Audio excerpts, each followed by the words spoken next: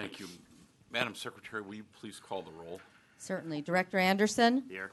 Director Colson? Here. Director DeWitt? Here. Director Durante? Here. Director Frega? Aye. Director Fuentes? Here. Director Higgins? Here. Director Hobson? Here. Director Cotel? Here. Director Lewis? Director McGallis? Here. Director Melvin? Here. Director Pang? Director Ross? Here. Director Troiani? Here.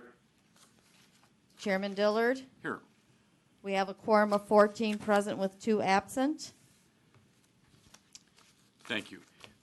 Before we begin, I just want to, on behalf of all of the RTA staff, family, and board, send our condolences to Commander Bauer from the Chicago Police Department and his family, with a reminder that every day the men and women of law enforcement, whether it's the Chicago Police Department, whom we work together extremely closely with, especially through the CTA, whether it's the Amtrak Police, the Metro Police, the Railroad Police, all our law enforcement agencies, and obviously Homeland Security. These men and women every day are out there on our miles trying to protect the public. Where Commander Bauer was confronted by that gentleman is right by the Thompson Center, one of our busiest L stops, and the bravery of Commander Bauer, as well as the Chicago Police Department and the State Police, who were on the scene instantly, are just everyday reminders that we owe a debt of gratitude to these men and women. And our thoughts and prayers go out along with the entire city to his family. So with that, let's move on. Item 3A is the approval of the minutes held on January 18th, 2018 from that meeting. Are there any comments or questions? If not, can I have a motion and a second to approve those? Director Fuentes moves we approve the minutes, seconded by Director Christopher Melvin. Audrey, why don't you take the roll call so we have a baseline roll call if we could. Okay. Director Anderson? Yes. Director Colson? Yes. Director DeWitt? Yes. Director Durante? Yes. Director Frega? Yes. Director Fuentes? Yes. Director Higgins? Yes. Director Hobson? Yes. Director Cotel? Yes. Director McGallis? Yes. Director Melvin? Yes. Director Ross? Yes. Director Troiani? Yes. Chairman Dillard? Yes. 14 ayes and 2 absent. Thank you. Thanks, Madam Secretary. Item 4 is the public comment section of our meeting, and we do not have any scheduled speakers for today. So we'll move on to item 5, and that is Executive Director Leanne Redden's report. Leanne? Good morning, everybody. Hopefully I won't have a coughing fit today, so I'm not sure what this is. There's a lot of stuff going around. So the state owes us $448.4 million as of the end of February. The year-to-date cost for the short-term debt that we carry to cover that, keep in mind that it's only been 1 month of the year that we're accounting for here, is $443,000. So just yesterday, Valentine's Day, the governor delivered his annual budget address and released his state fiscal year 2019 proposed budget. The proposed FY19 budget contains an estimate of $37.9 billion in expected revenues and total general revenue spend of $36.7. The proposed budget decreases spending across many state agencies and programs. So the state transit spending would be slightly reduced from fiscal year 2018, the 2018 appropriated levels under the proposal, and the state's reduced fare grant appropriated at $16.6 million in FY19. The state's paratransit reimbursement grant is proposed to be appropriated at $7.9 million in FY19, so they're both slightly down. The governor also, the proposed budget also contains $131 million in FY19 appropriation for reimbursement on debt service for the RTA issued skip bonds. That's consistent with the statutory mandate and the previous fiscal year authorizations. The proposed budget also maintains the 10% cut for fiscal year 19 or to the 30% sales tax matching formula that was contained in the 2018 budget. So they're proposing to carry that 10% haircut through this year or the coming year. The General Assembly will now take that proposal, spend the next several months conducting budget hearings, and then ultimately crafting what will be the 2019 state, the fiscal year 2019 state budget. Additionally, a finalized budget amendment isn't likely to surface really much before the end of May. So this is a proposal. There was probably really no surprises in here from our perspective. We kind of expected the 2% sales tax surcharge to carry through, well, that's permanent. We didn't think that would be lowered, at least in this proposal, and we assumed that the 10% haircut on the PTF would be carried through as well. So we will continue to stay engaged in conversation and abreast of that. Jeremy was in Springfield. I had to read this because he's literally writing it for me and sort of handing it to me first thing this morning. There's a lot of stuff going on in terms of sort of how the landscape is shaping up. Now onto the federal side, actually kind of quite a bit of activity going on there as well. February 9th, the President signed a continuing resolution to continue funding for the government through March 23. In addition to extending the CR, the package adds roughly $296 billion to federal spending over the next 2 fiscal years. With such large increases in those budget caps, it's highly likely that the programs that are important to us and transit in our region will not see any reductions.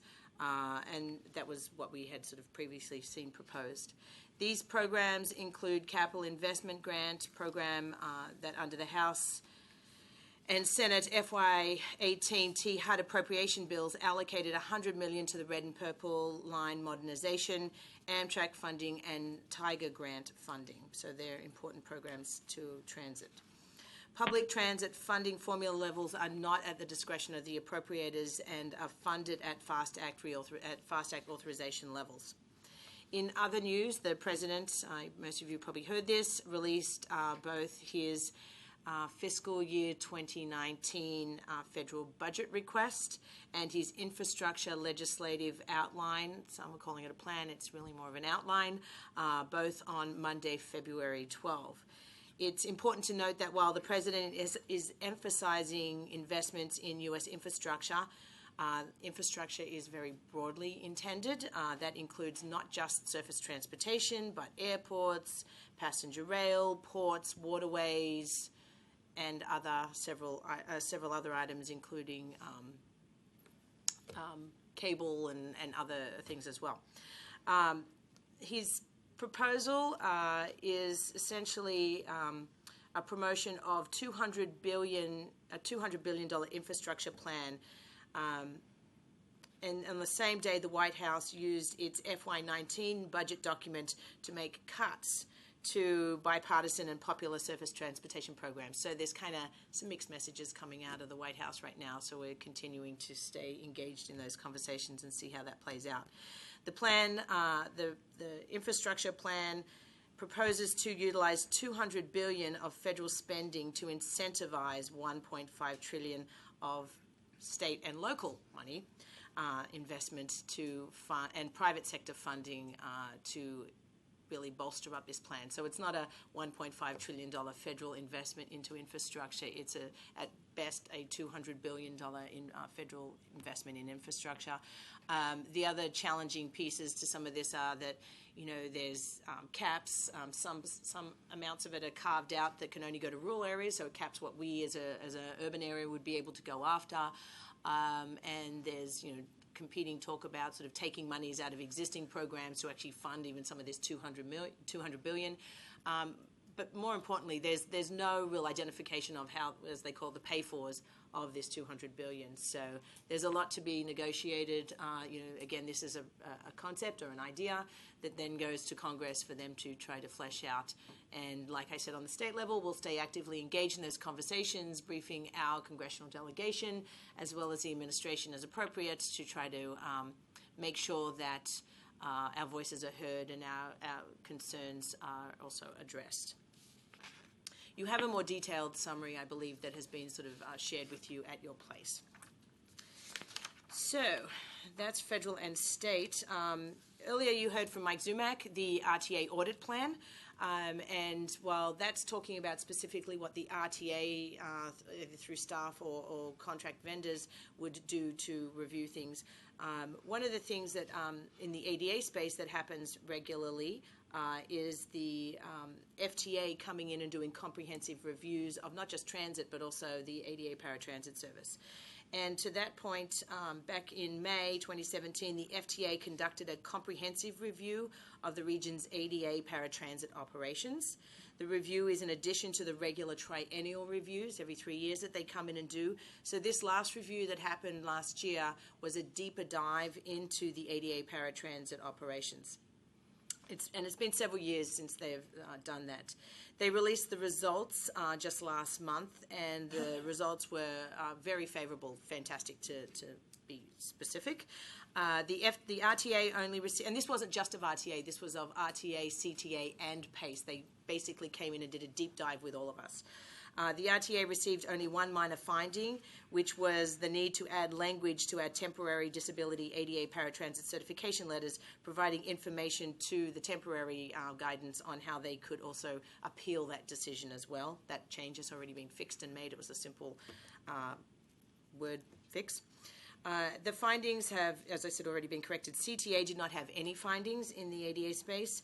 PACE had two minor findings that have also been actually very quickly addressed.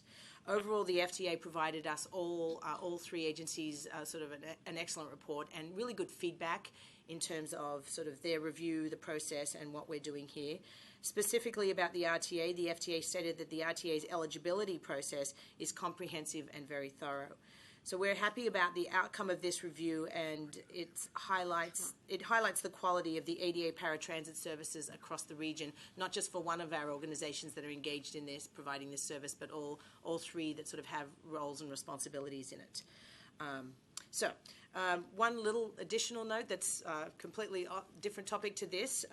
As many of you know, this month is Black History Month, and many of you probably saw Nadine's guest blog in our RTA blog post. That blog is scheduled to also be redistributed through the Chicago Law Bulletin. So we congratulate Nadine on writing I think a really thoughtful piece. It was quite inspirational. She gets mad when we do this. So we didn't tell her in advance we was going to say something. Oh, I'm sorry. Paratransit fares for compatible trips via 5 free bus routes are not free. Michael, where's Michael? Can you actually just elaborate on that? Sure. I think it's comparing a couple of different routes out there, right? Yeah, there's a few routes that are subsidized by some of the townships that offer the dial-a-ride types of services. And in those areas, there are free rides that are subsidized by the different communities. FTA is saying that they're considered fixed route, even though they're sponsored by townships. Therefore, the ADA fare should mirror. It's required that the ADA fare cannot be more than 2 times the regular fare. So if it's free, it has to be free. ADA paratransit fare has to be free as well. So PACE is working on having to fix their systems in order to, in that area, that little... The small limited geographic areas. Like, for example, Niles Township is one of those areas that has a free community bus that they partner with PACE, but Niles subsidizes it. So in that area, so PACE is just trying to work out the reason why they haven't fully done it all yet. They're just working out the logistics on if someone calls for a ride within that geographic area, that they make sure that that ride is provided to that person for free. So it's just some nuances on sort of scheduling and routing and things like that. Leanne, Director Fuentes wanted to add Sure. or ask something on paratransit. Yeah, I attended the coordination committee meeting, and I think it's not by chance that we did as well as we do. If Michael could say a few words about sometimes we forget about these committee meetings and we think they're just rubber stamps and that nothing's said, it's just a formality, but in reality, that's far from the case. So, Michael, would you say a few words? Thank you, Director. Yeah, the ADA Coordinating Committee is a committee that meets twice a year here at the RTA headquarters, and it's made up of the EDs of all 3 or 4 organizations, as well as some senior staff from all 4 organizations, and some board members as well. And the purpose of this meeting is for all of us, RTA, CTA, PACE, and Metra, to be talking about what we're doing coordinating ADA activities throughout the region, ADA rides, ADA programs, and really strategically thinking through how we can solve some of the challenges in that area. So it's a really effective meeting. We meet every other month also as a smaller group. It's called the ADA Working Group of just the staff in the ADA areas of all the organizations to really talk through what we're working on in the ADA space. It's a really good time for all of us to talk through budgets, for all of us to understand some of the challenges we have in this space. So it's a really helpful meeting to the region.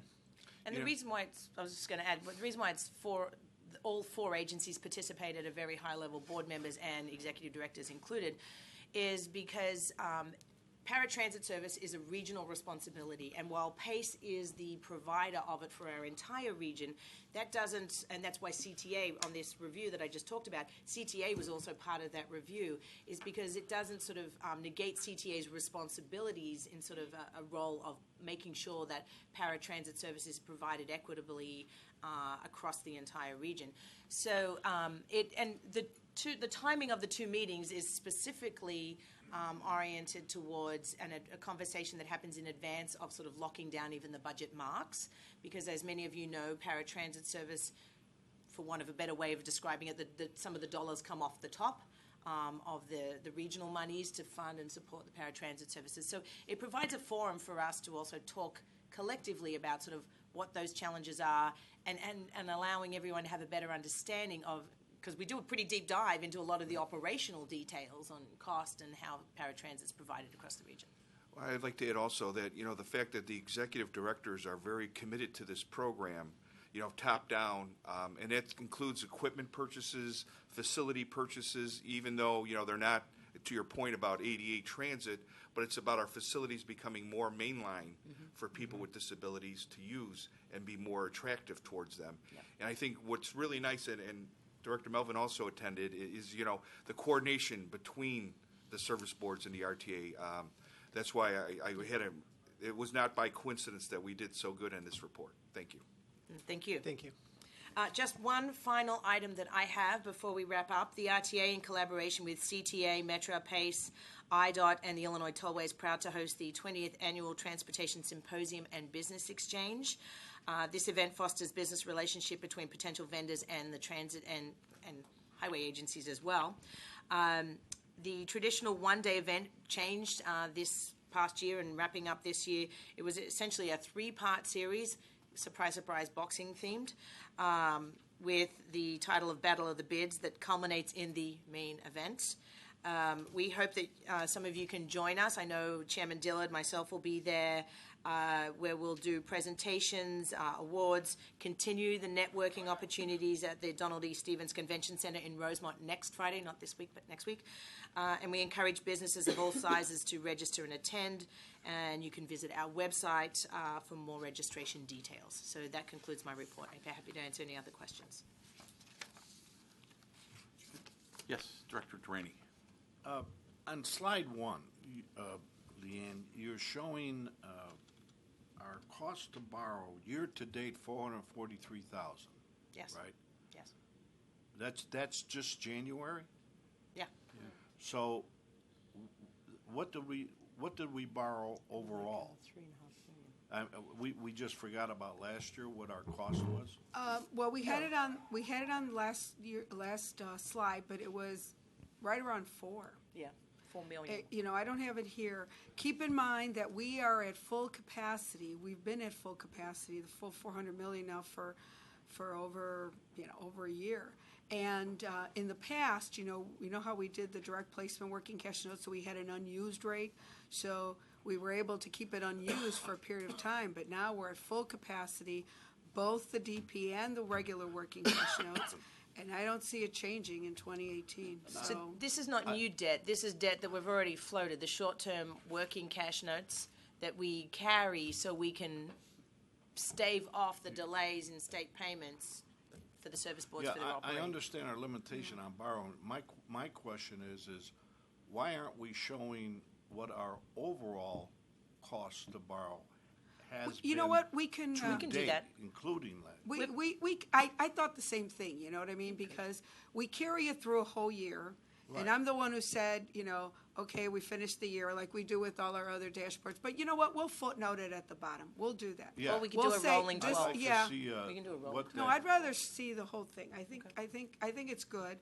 We could do it the big year was 2017, right, when we were at full capacity. So maybe we carry the full prior year and Yes. then year to date. And add that, Yeah. right. Okay, Okay. very We can good. add the other Fair line. enough. Thank you. It's a lot of rides. Yeah. Yeah. Well, it's a lot of money could be used on other things, Mr. Chairman. Yes, sir. Director Hobson. On this same slide, what is the status of the borrowing authority for the RTA? Yeah, so we have a bill that's going to be filed. We're going to try to push it through this spring legislative session. So this is after the governor's mandatory veto? Correct. The Okay. previous bill, if you remember, was vetoed, so we have to introduce new legislation. The hope is to pass it in May. We, of course, probably have an additional year now, because technically now we've borrowed out, so it expires July 2018, but we have another 2 years with the short-term note, so it's kind of a 2020 date now. So based on that, I'm assuming we have different notes at different issuance and redemption dates. When do those first or the oldest notes start to roll off? So since you're asking, it's a good segue into a couple of little pieces of information. First of all, as you know, as Jeremy said, those other notes will not be due until July of 2020. So our plan is to come before the board in April, and we will come before you for the latest working cash notes. Now, remember, we have working cash notes that are due in April 13th or something like that of 2018. So we have to repay those notes. It's $150 million. So we're going to come to the board in April and request short-term borrowing, again, to take us to that same cap, no more than the $400 million. And we will be asking for authority to go out. We will be doing a transaction, a working cash notes transaction for $150 million. So then we pay off the notes in April. We'll actually close the deal in May, so we end up in a different bond year. So we'll post in April, we'll sell them in May, and that puts us into a different bond year. And then those notes will be due in April of 2020, in April of 2020. So we're still all within the time frame, even if we didn't get the extension of the 300 million, because we have 100 million capacity, so we'd have 300 million that would take us out to 2020. Now, of course, we're expecting to have that approved, and we need to have it approved, because then what happens in 2020? So as you can see, money's very tight. We at one point, as you know, Director McGallis had a plan to pay off a little bit at a time to get us back to the 100 million, but money was tight and it was not approved by the board. It was a negotiated situation. So we need to do a couple things. We do need to borrow this because we need to pay it in April, and we need to get that extension. That is critical. Or we need a backup plan on how we're going to pay that off by 2020. All three, actually. Thank you. Yes. As you can tell, we're giving it a lot of thought. There's a lot of pieces in the works to try to address this on multiple fronts. And I think, and Jeremy, correct me if I'm wrong, Governor Rauner has not had a problem with our concept or our piece. That's not why he took action on the bill. In fact, I think he's said publicly he supports what we're doing, which is helpful. All right, thank you. Any other questions of Leanne? If not, we'll move on to item 6A, which are resolutions certifying the financial report for the fourth quarter of 2017.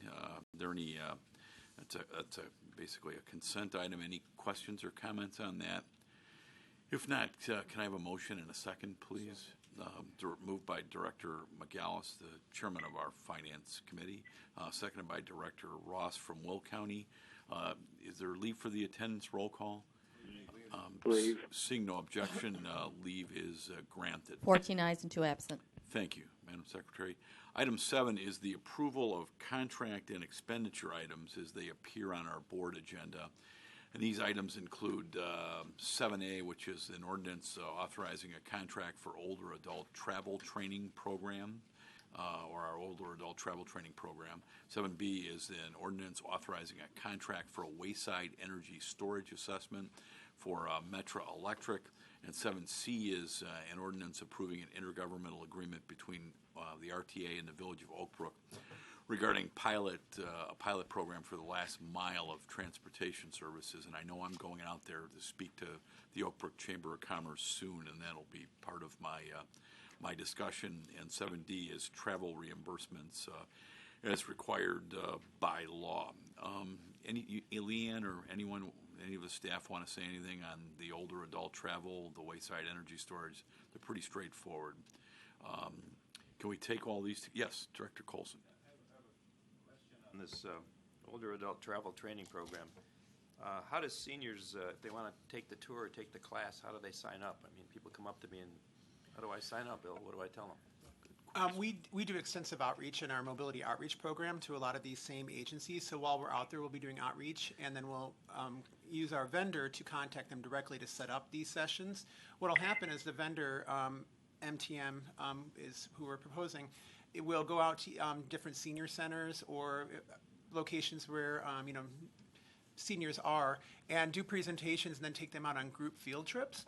If there's any like seniors that want to participate, they could just reach out to us and we can help facilitate that. Reach out to the travel training program. Out to you. Mm-hmm. Okay, thank you. Yes, Director McGallis.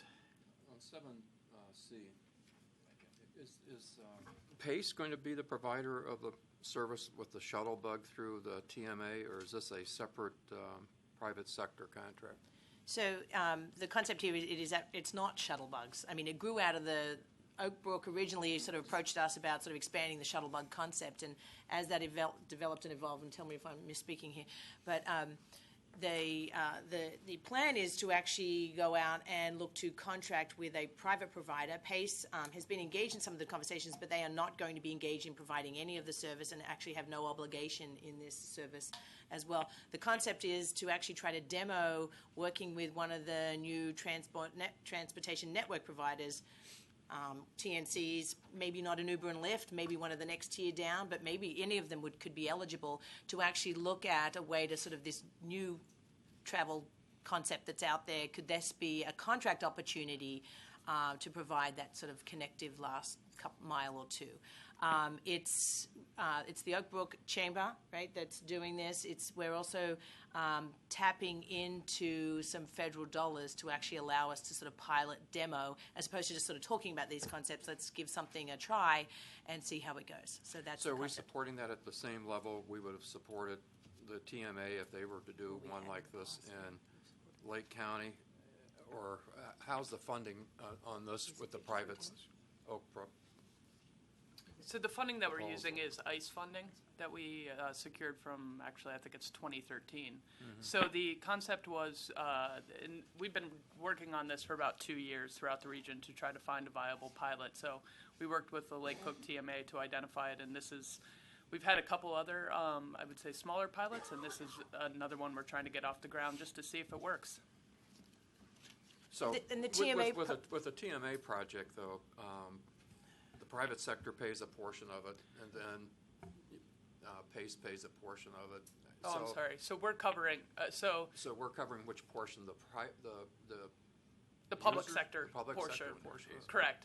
So the first year it's 80% publicly funded, and the second year it's 20% publicly funded, with the chamber leading the effort to collect the other shares.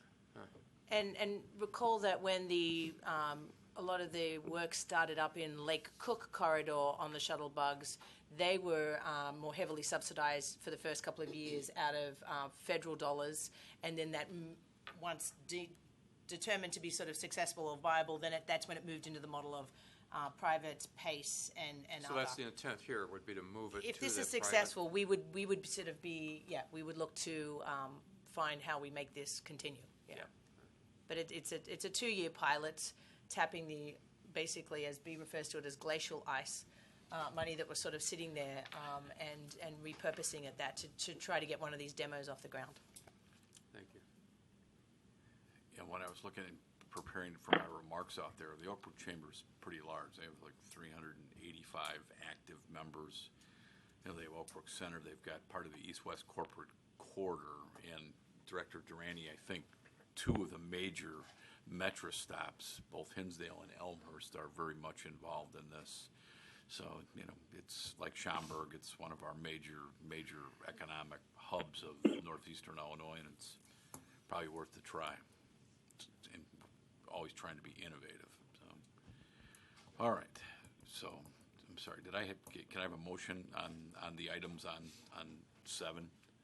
Director Durante moves that we approve the items 7A, B, C, and D. Is there a second? Seconded by Director Fuentes. Is there leave for the attendance roll call on those matters? Leave. Seeing no objection, leave is granted. And that 14 will be ayes and 2 so absent. reported. Thank you, Madam Chair. Gotta keep Item that in 8 is new business. Any new business to come before us? If not, I want to remind everyone that our next meeting will take place on Thursday, March 15th of 2018. Committee meetings will start as usual at 8:30, followed immediately by the actual board meeting. And item 9 is an executive session. Nadine will give us the exceptions for why we can go into a closed session, and there will be no action to come out of the closed session. So I'll entertain, as soon as Nadine explains why we are legally authorized to go into executive session, I'll entertain a motion and a second to move that we go into executive session and then thereafter be adjourned of our full meeting here. Nadine, Counselor. Pursuant to Sections 2C21 and 2C29 of the Open Meetings Act, if the board would vote to adjourn from executive session, we can then move to discussion in closed session. We will be moving the litigation item that's currently on the agenda to March or April, so that will not be occurring today. Great. Okay. Can I have a motion and a second to adjourn? Director Ross moves that we move to adjourn, seconded by Director Melvin. All those in favor just say aye. Aye. Opposed, nay. The ayes have it, and we are adjourned. Thank you, everyone.